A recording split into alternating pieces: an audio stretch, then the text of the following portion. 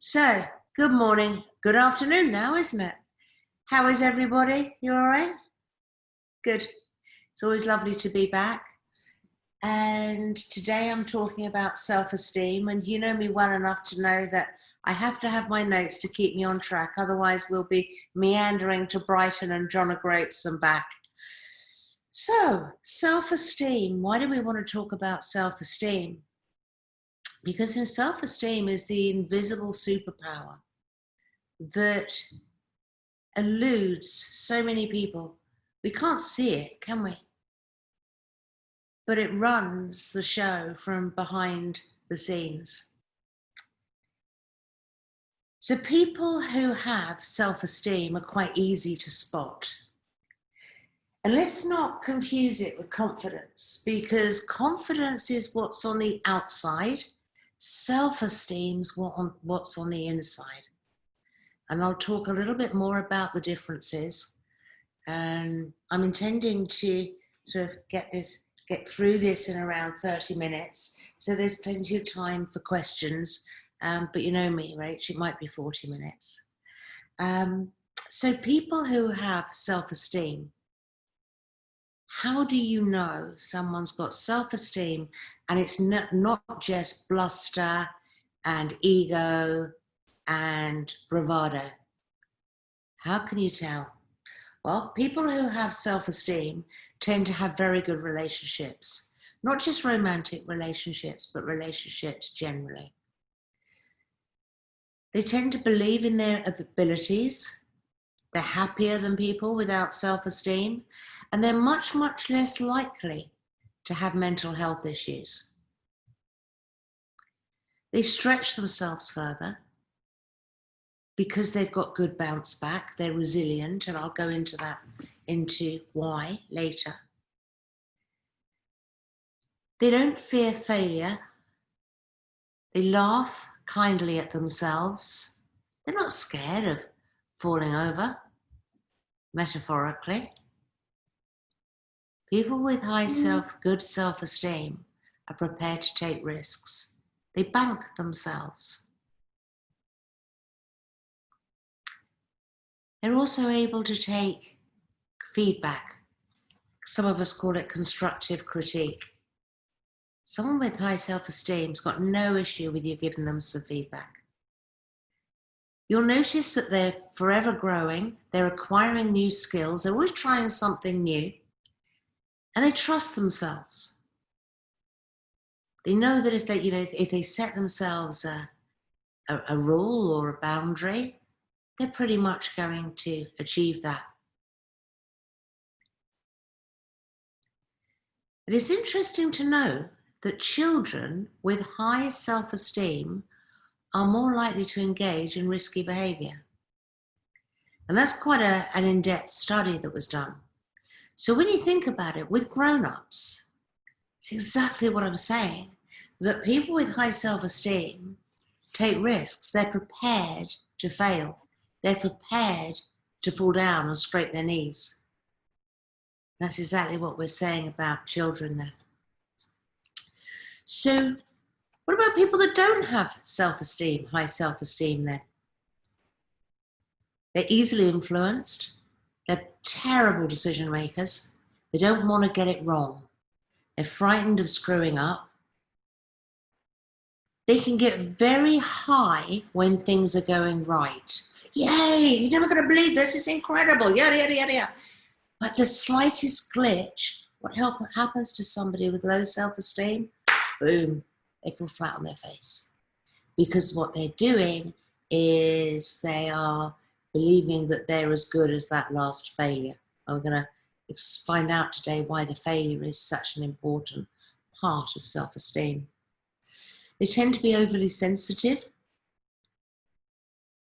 and they take the crumbs from the table. They don't wait to be given a menu. They just take the leftovers.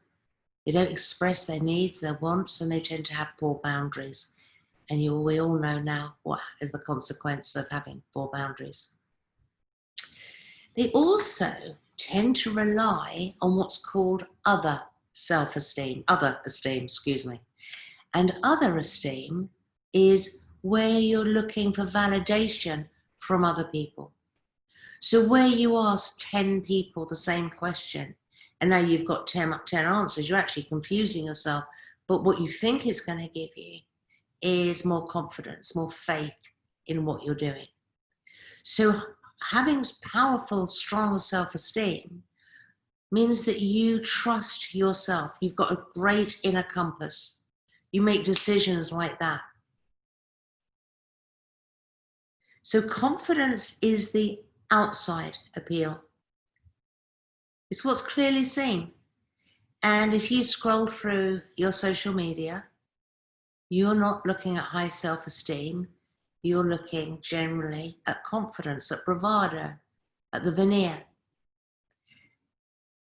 The bells and whistles that we put on outside, externally, so that people don't look under our skin. I'm looking for a new house at the moment, and I realized that houses and self-esteem are really quite closely linked. So I pulled up to a house yesterday and it was beautiful. It had, it was detached, had a beautiful drive-in, drive-out drive. It had really that wow power. And somebody said to me, it's got real curb appeal. So I parked outside and walked in, and where you could feel my feet on the gravel, and it all felt rather Lady of the Manor actually. And I went to let myself in the front door, and the front door knob fell off. And I walked into this beautiful, beautiful lounge with the bifolding doors and out onto a beautiful garden. But when I looked down, the floorboards had gone through. They actually weren't safe. And what I'm describing to you is exactly what you will see in a person that's got confidence, but not self-esteem. They might have the wow factor, but not really fit for purpose. And that's said with love, because we've all been there at different times. So self-esteem is the invisible force that underpins your growth, your greatness, your success, your ballsiness, your relationships, your audacious living. If you've ever noticed, people with high self-esteem make much more sexy goals. Oh, that was one of my sheets just fell down. Now I'm ad-libbing. Are you with me so far? Okay. So, a person's sense of self-worth and their value is what their self-esteem. So you can see how confidence and self-esteem are very, very different. Does that make sense? It's how much you like and appreciate yourself. As I say, it's a secret ingredient. We don't talk about it enough. When I work with clients, one of the first things I do is help them manage and create a really strong foundation of self-esteem. Without that, we've got rocky foundations. It's not worth very much. So in 2004, Dove launched their Real Beauty campaign. Can't believe it was 16 years ago. And at that time, they interviewed 3,000 women in 10 different countries and asked them if they thought they were beautiful. What percentage of those women do you think answered yes? This is 2004. 3,000 women, 10 countries. No, it's more than that. Just, you're very close. 2%. 2 out of every 100 women believe they're beautiful. Now, we got some work to do there, girls, haven't we? Now, they've recently redone that survey, and the good news is that it's on the up, and it's now 8%. 8% of women now believe they're beautiful, or certainly out of the 3,000 that were. It still means that 92% of us don't. And self-esteem will change that. because we all know that beauty is as much about what's on the outside, inside, as on the outside. We've all met stunningly attractive people on the outside, and very quickly they've become unattractive. And then there's the people that are really quite plain, but when you spend some time with them, they just light the room up. And I really want to talk about how self-esteem can help you feel more beautiful, not just be more audacious. So I'm going to talk about 4 pillars of self-esteem today. They're the 4 legs that hold the self-esteem up.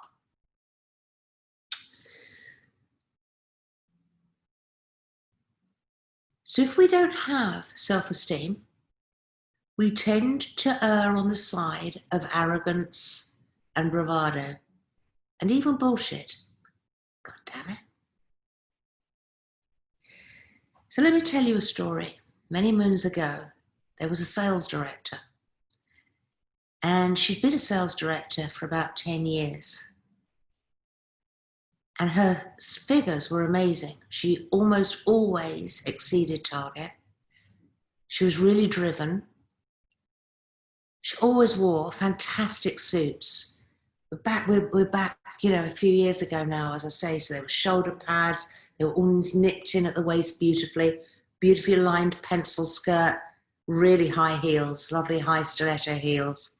And when she walked into a sales meeting, you could actually hear those heels, the feet of confidence. Well, that was me. I was that sales director. And you see, what nobody saw behind that bravado, and even those successful figures, was that I was up for the previous night, drinking caffeine, so I just didn't fall asleep, going through all of the figures, all of the sales figures, all of the KPIs for the last 3 years. Because my self-esteem was so fragile that had somebody asked me a question and I didn't know the answer, I didn't know how I would have coped with it. And that's one of the consequences of low self-esteem. But trust me, if you'd have been in that meeting, you would have thought I had it going on. But it's what we don't see that really makes the difference. And we tend to give ourselves such a small window of success. I will only consider myself or this project a success if I'm 110%, everybody loves it, it sells out in 5 minutes, nobody complains. Okay? If you think about the window of success, what we do is we almost like have a crack of success, and the rest of the window we consider failure. And what we're doing when we do that is we're evidencing our not good enough. So I really want you to think about how you measure your success. You're done good. It won't always be like I was, as easy as having sales figures. But you'll have your own measurements for success, and you need to know what they are in every area of life. So in your relationships, your health, certainly your business of course should have KPIs. But if one of your KPIs is out, they don't want you, oh, that was my parasol just trying to fall through the window if you heard a funny noise. We don't want you falling apart.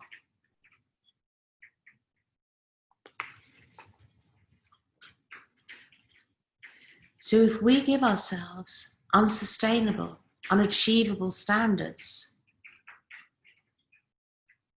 we're setting ourselves up not only for failure, but for poor self-esteem. So those 4 pillars that I was talking about, the first one is resilience. Resilience feeds your self-esteem.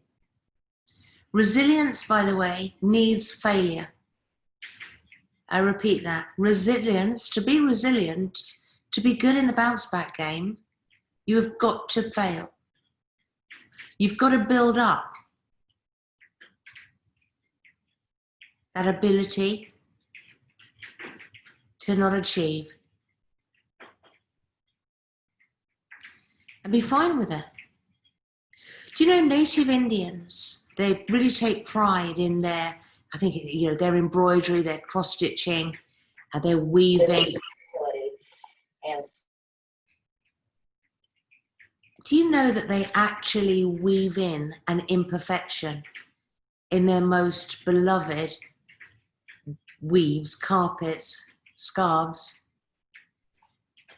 They believe that that piece of that imperfection is the uniqueness. Now, what do? We see imperfection as bad. We see imperfection as a mistake. But supposing your imperfection was actually your uniqueness, and it was your part of your greatness. I want you to start thinking about yourself in those terms. Where do you allow yourself, where do you honor your weaknesses, your uniquenesses, and really celebrate them?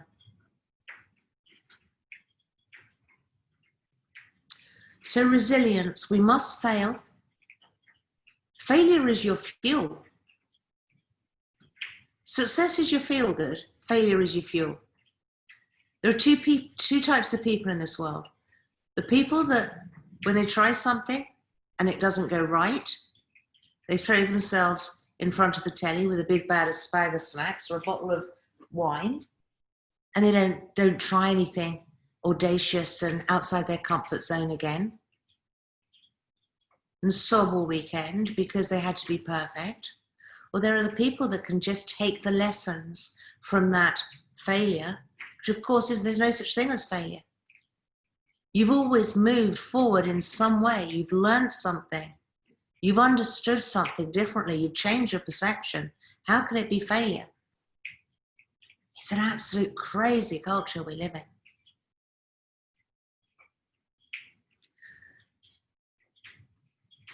When we think about a horse chestnut, and they'll be out soon, we've only got another month of summer, and you think about that horse chestnut, and you've got that spiky, almost armor, isn't it, around the outside. But inside is the seed of its potential, of its possibility. Inside is a soft, malleable baby. But it's the outside, it's the prickly outside that gives it its resilience. But when that horse chestnut drops into the soil, the shell just falls apart. And its vulnerability, its vulnerable seed, is the part that grows the magnificent new tree. And that's the same as you. You've got all of these different strategies for showing up in the world, of trying to convince people who you are. But underneath, you've all got a vulnerable underbelly, which is absolutely full of potential. So next time you get upset that something's not perfect, just channel your inner chestnut. You'll think of that now when you're out walking the dog and you see those chestnuts.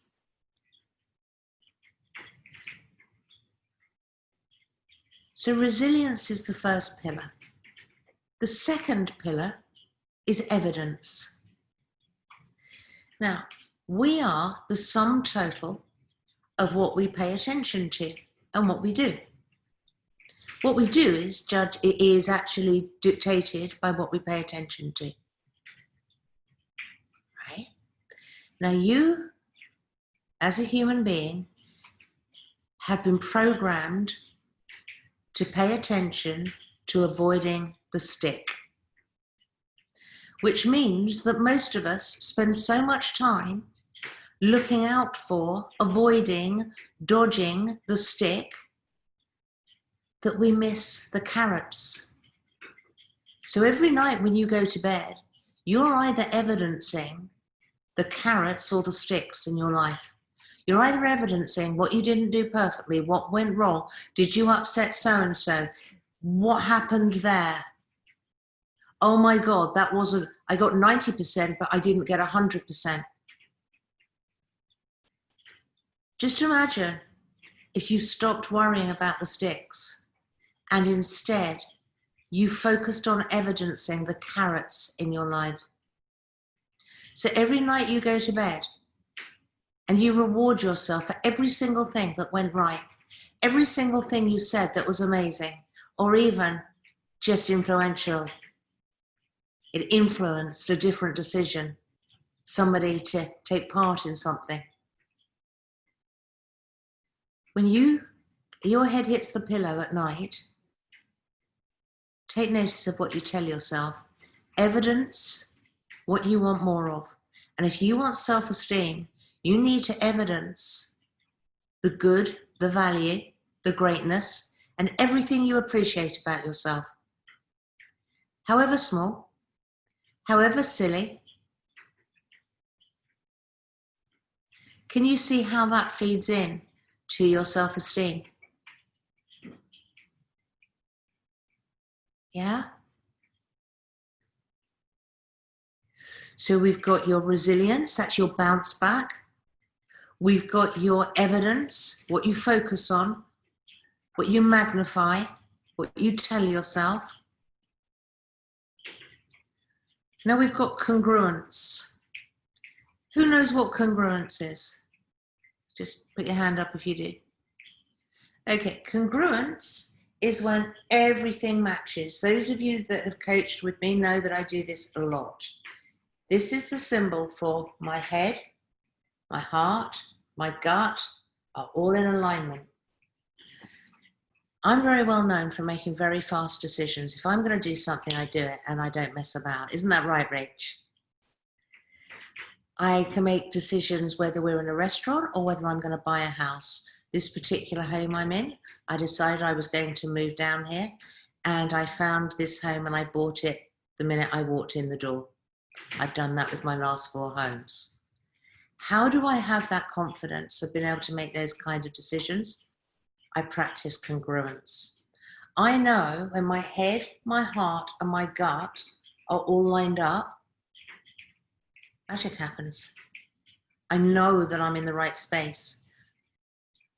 So your congruence, I want you to start to notice, what does my head say? What does my heart say? And what does my gut say? And if you don't know already, your heart and your gut have more neural connections than your brain. Let me say that again, because it is vital you understand this. So many of us have cut ourselves off here and we've lost the feeling in our body. We've lost the emotion. We've lost the ability to interact with our body. Okay. So when you're congruent, your head, your heart, and your gut are all in line. So many, many moons ago, one of my actually favorite clients was a lovely guy, came to me, and I used to have a clinic in Sussex.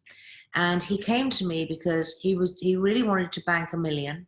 And every time he got close to it, something happened and he literally lost everything and went back to go.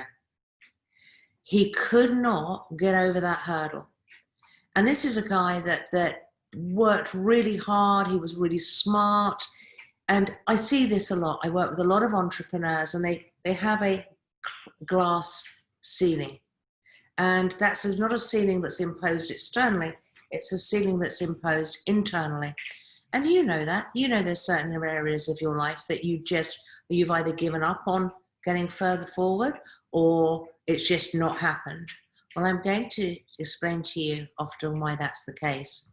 So when this lovely guy was sitting in front of me, and I'm going to call him Bob, I said, Bob, tell me, what's the problem about being a millionaire? And he said, the problem with being a millionaire is you've got to sustain it. So, well, what does that mean? And he said, I love my kids. They're 2 beautiful kids. And he said, the most important thing in my life are my children and being a great dad. And the 4 of us with his wife, we love to travel. So every school holiday, we go to Australia or Bali or, and often, really out there places as well. So, okay, and I knew straight away what had happened. Have any of you sussed what was going on? His head wants to be a millionaire. His heart wants to be free to travel with his children in a moment's notice. And he doesn't believe that he can have both. So he kept sabotaging his dream. Now, at the moment, he's currently living in Bali, but with his lovely family. But he travels the world with his children and is a multi-millionaire. And that happened after session, or that process began after session 2, when we were able to align his head, his heart, and his gut, that he can earn several million, not just a million, several million, and travel with his family. And what we did was we put a program together that made that possible. The minute we did that, everything shifted. There was no more self-sabotage. There was no more negativity. There was no more self-doubt. He was like a guy on rocket fuel. And he literally just escalated. So that's the importance of congruence. The fourth one is self-care. Now, when I say self-care, and I say to people, tell me, what's your self-care routine? The answers I get are so different, it's incredible. And I remember working with a very well-known influencer, and it's not Michelle Zelli. I know a lot of you know I work with her. It's somebody else who's very, very well-known. And I said to her, she was having burnout. So what's your self-care rituals? She said, I've got fantastic self-care. I get my nails done every 2 weeks. I have a facial. I have a massage. So do you know what I said? Yes, you do. Stop right there. That isn't self-care. Self-care is honoring your feelings,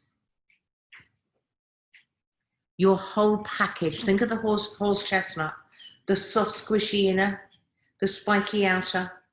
Self-care is honoring all of you, not just the bits you like. It's being prepared to be kind to yourself when you fuck up, and you will because you're human. It is speaking nicely to yourself when you don't behave well. That doesn't let you off the hook, by the way. You still need to change the behavior, but beating yourself up isn't a way forward. Self-care is about your spiritual wellness, your mental wellness, slowing down. You cannot be resilient, you cannot evidence, you cannot have congruence, you cannot have great self-care if you are a busy fool. And if you think that being busy all the time is smart, it just isn't. All that you're going to do is you're going to keep on tripping up those same dead ends. The more space you make, the more you can create, the more you can hear, the more you're aware of. How can you know if you're congruent if you don't have any space to hear?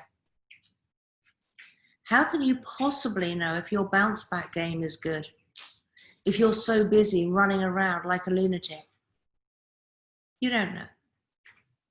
And by the way, when I'm talking about resilience, what I'm not talking about is pushing yourself to the line so you think that you're going to have a breakdown and then bouncing back from that. That's not resilience, that's silliness. Stop it. It's going to hurt you. It's a pattern I had only too often. And I did have the breakdown. So be careful. When you slow down, you're going to find that time expands. I was working for about 3 years on how to change time. I just never had enough time. And I worked with all sorts of weird and wonderful people. I couldn't crack it at all. And as soon as I slowed down, just ridiculously, everything just falls into place. I'm very rarely now running, trying to catch my tail. So try it. As with everything, don't take a blind bit of notice of anything I say. Don't believe me. Try it for yourself. Slow down, make space, and watch the magic happen.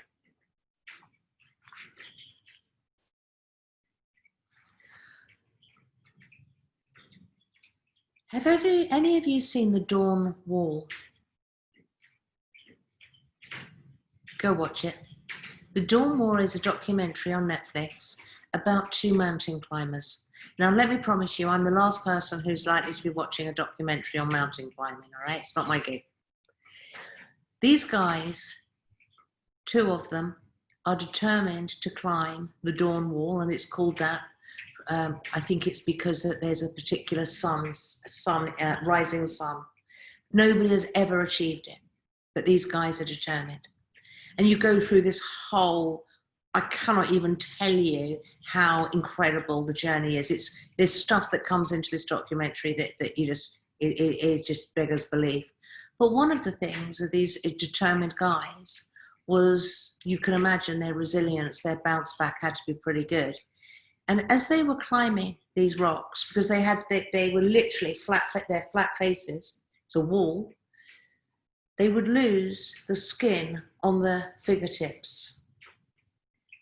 And in order to climb the wall, they had to sit for a couple of days in a man-made, like stretcher, hundreds of feet up off the ground, tied to this wall, whilst the skin on their fingers grew back. That's what I call resilience. They made the space to allow their bounce back to be on its best game, to achieve something that nobody in the world has ever achieved.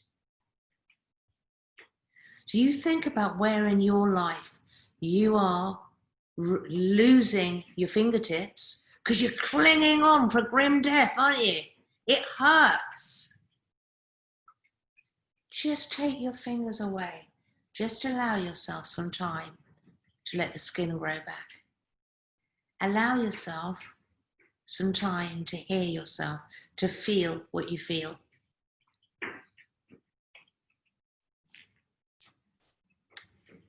Let the mind run free. Have new thoughts, and new thoughts mean new feelings, new actions, new me.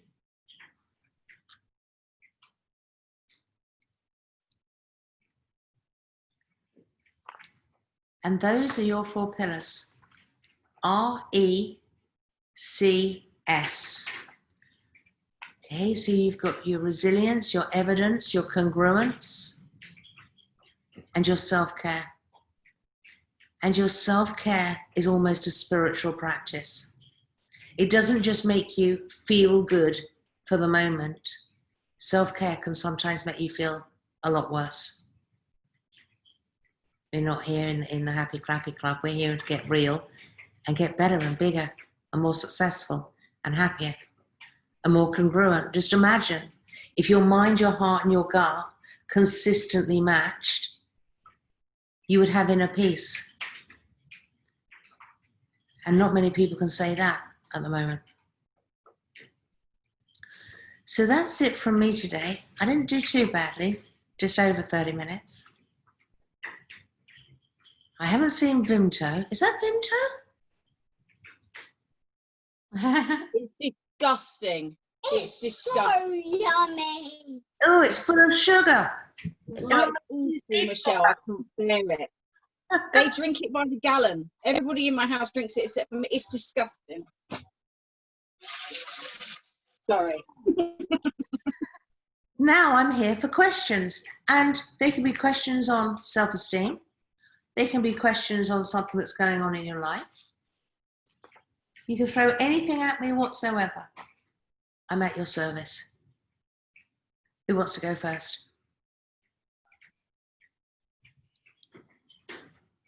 Sue, come on, I know you've got something there. I can feel it, I can feel it. Go on, be brave. Right, I have got an idea for a project. It's absolutely amazing, and I think it could change the world. But I've got no idea how to put it into practice. No idea. I've got no self-esteem whatsoever. I don't even really dare tell anyone about it, because then it might escape and somebody else might do it, you know? So I don't know. I think what I need to do is come and see you, really, and or have a one-to-one. I never do that. I never say, oh, come and see me. Actually, I would think where you go with that, but actually, I think that, could you just mute, Doug, Sasha? Sasha, could you just mute? Oh, sorry. I actually think that would be your best, because we can not only look at the idea in confidence, but also grow your self-esteem with the idea, and you can leave with an action plan, both for your self-esteem and the business. But how exciting when something's world-changing. I mean, that's fabulous. The worst of it is that actually it's been in my head for about 10 years. And I'm just, it drives me crazy. I'm thinking about it all the time now. Got to do it. How do I do it? So, okay. Have you just Googled the thing to make sure that nobody else is doing it, whether there's any competitors, the market, that kind of thing? Terrified to do that, just in case somebody's watching me, or Anyway, you need to Google it. Okay? Your first step is to Google it, and don't do it from a public computer. And if you're worried about people tracing your steps, Duck a Go-Go or Go-Go Duck, Duck Go-Go. Is it Duck Go-Go, Sasha? Yeah, Duck Go-Go. Thank you. Is a oh gosh, what are they called? It's different to Google. Google tracks. Yeah, I don't think there's any traces on it. It's one of those kind of, yeah, they don't store information on you.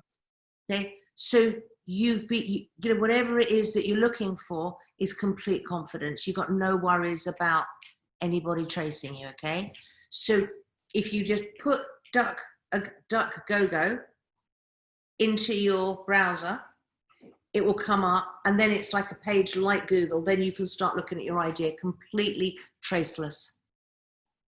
Okay, but you need to know, before you invest anything at all, you need to know whether that's out there, and even if there's similar stuff. And let's be honest, you never want to reinvent the wheel. You want to take what's already great out there. You just want to add your special bits. How does that sound? It sounds amazing. Thank you. Great. Sorry, say again, Michelle? Duck a Go-Go. Take a deep breath. Really enjoy the process. This is a journey.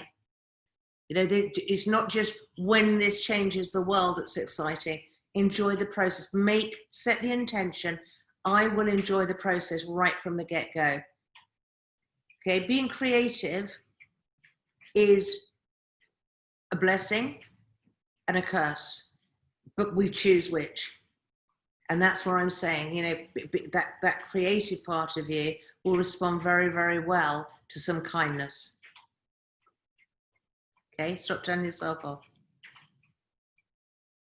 Right, who else wants something? Who else can I help? You've all got life sorted. Oh, there we go.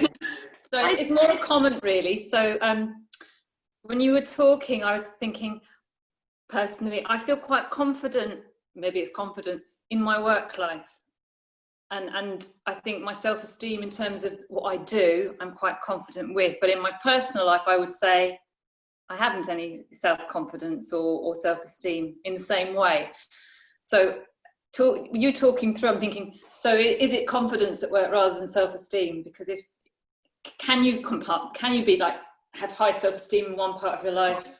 I think you get another through work. I think this is slightly different. I think that your self-esteem sounds low, your confidence your bravado sounds okay. Okay, and what you've done magnificently, and it's exactly what I learned to do, was to get my self-esteem from my work. Therefore, I was very confident, very competent. Okay, pretty indestructible. Do you ever doubt yourself at work? course I do. But I'm more open to talking it through with somebody, or soundboarding it, or being a bit more vulnerable, I suppose, about saying, I'm not sure about this, what do you think? I don't tend to do that so much. You know, with things that I suppose it's the resilience thing, it's the bounce back thing. Okay, so when something goes horribly wrong at work that was your responsibility, does it lower your self-worth? Do you feel worse, littler? For a little bit, but I'm able to Bounce back. now. I'm able to think, you know, worry about the things you can change. Don't worry about the things you can't change. And if I've done something wrong, I'll admit it, and I'll try and put it right. Okay, but you don't then sort of just self-destruct or disappear into a heap of vino and tears when you get home. No, I used to do that long ago, but not anymore for work. Yeah, but I can do that on a personal level. So without going into too much detail, I had a row with somebody. I still think I was in the right, but it really upset me. And I did all the apologising, and I did all the sort of, you know, going to and trying to make it all right. So, yeah. Yeah. So that's a symptom right at the beginning. And when I was going through somebody with good self-esteem or without it, so that would be a symptom of lower self-esteem. And just ask yourself, really pay attention to what you focus on in your private life. When you are out with people, and you come home, do you spend time acknowledging what you've done right, where you've made somebody's day, where you had a really witty comment? It's focusing on the carrots, stop looking at the sticks. That would be a good start for you. Okay, I suspect this has started long ago, and it could. And it's very difficult, because then we're into the 4 pillars that I've given you there are going to really help you. But if you've got a childhood wound there, again, it might be that you need one-to-one work. But try really work with those 4 pillars first and see where that gets you. Thank you. I think that sort of self-affirmation and picking out the positive at the end of a day is a good start. So thank you. Really good start. And just to, this word positive always makes me nervous, because positive thinkers drive me up the wall. They're often not realists. Okay, so I want you to remember that in our work, we're always real. So the weather outside today is really shitty. Okay, I'm not going to put a spin on it. You might even be able to hear it from here.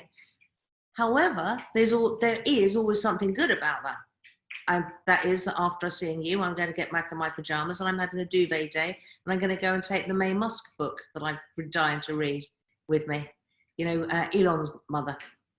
Yeah. So when you're thinking about positive, really be careful of what you're looking at, because positive can be a little bit surface. Okay.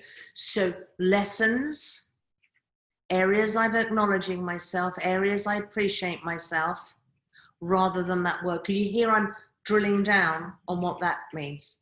And it sounds pedantic, but actually it'll make the differentials quite significant. Cool. Anybody else today? No. What about you, Rachel? No, Zelli. That's it then. I shall hop off, and I shall leave you all to enjoy a wonderful weekend. It's lovely to see you all. That was really, really useful. Good. Can I ask you for some feedback? Everyone up for giving me a bit of feedback? I've been working with a storytelling coach. Yeah, definitely. And I am trying new ways of presenting, of speaking, of teaching. And you'll notice that today I used more metaphors, and you may not have noticed, but I did use more metaphors, and I have changed my energy slightly in my delivery. I have feedback for you. Yes, Sasha. Today I noticed that you spoke at a very nice pace. And although I wasn't looking at the screen the whole time, you noticed I did Madam's hair, but I was still listening to every word you were saying.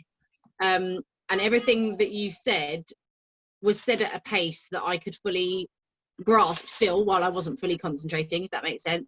And I think what you were saying about the metaphors, I think that is easier sometimes for people to remember and relate to what you were saying and to remember it, let's say. So it's a thumbs But up, yeah, is it? it was today, yes. Not that it's never not been thumbs up, but today I did note, even before you asked for feedback and you said that you've been doing new things, I did notice. So there you go. Well, thank you very much. And obviously I'm going to be trying lots of different new ways, because that's what creativity is, isn't it? I don't want you ever to show up and think, hey, you know what, I know exactly what Zelli's going to put on the table today. That's no fun at all, because just while I've got a couple of minutes, there are 6 human needs, and 2 of those human needs are certainty and uncertainty. And so my job is to make sure that I'm fulfilling your 6 human needs every time that we meet. And so by working with different coaches, and I've normally got 2 or 3 different coaches on the go at any one time, I'm constantly putting stuff out there and just shifting how I do things, and at the moment it's very much about presenting. This year's been presenting, lots of opportunities to present. So thank you, Sasha, that was lovely. I was going to say, I always find when you tell stories, because then I can visualize it and try and apply it to my own life or to an experience, I think it always makes it easier. So I think what Sasha said also about your pace, but I think when you start to tell stories and then apply it to then what message you want to give, it's always more relatable to people, because you can visualize it easier. So you're going to remember horse chestnuts now forever, yeah. aren't you? And the carrots. Carrots, there you go. I was all about the vegetables today. Is horse chestnut a vegetable? You know what I mean? Oh, it's not. Okay. Edit that bit. Okay. So I will see you lovely peeps in about a month. And Rach has got the date. And enjoy the rest of your weekend. Have a blast. That's love. Perfect. Thanks. Thank Zelli. you.